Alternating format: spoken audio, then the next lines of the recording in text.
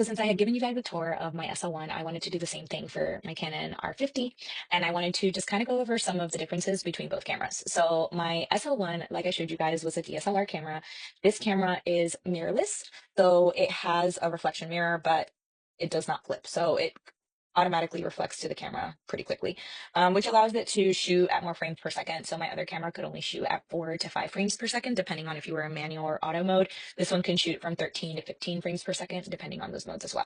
So it's definitely not at the level of a professional camera where you can shoot like 20 frames per second and up, but it's definitely a big upgrade. Another thing that I really enjoy about this camera is that it shoots at 24 megapixels. My other camera only shoots at 13 megapixels, so this will allow me to get much clearer images.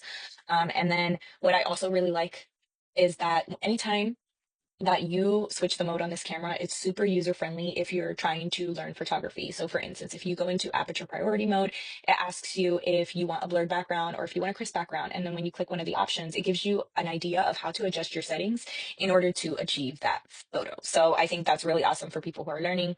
It has a flip out camera, which my other camera did not. And then it also has a sensor for when you are shooting like this, so that way your screen turns off, which my camera, you actually like my other camera, you have to put like push like a button. So it has really, really great features. I think it's a really great camera. Most people that I've seen review it kind of review it as a vlogging camera, which it is really great for vlogging as well. If that's what you're into, you can actually shoot in 4K up to 30 frames per second, and you can shoot over 30 minutes, which is actually a pretty decent range. But I also think it has really great opportunities to be an amazing photography camera, and you can learn a lot with it.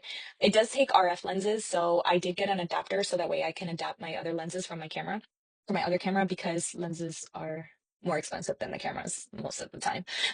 But I'm gonna just keep learning with both. I'm interested in seeing what the difference is between mirrorless and DSLR as far as the quality. I've already noticed the difference that it makes, but I hope you guys enjoyed this. And if you have any questions, please let me know. Or if you have any suggestions and you have an R50, please also let me know because I'm looking for any tips and tricks. I'm diving in and learning everything that I can about this camera.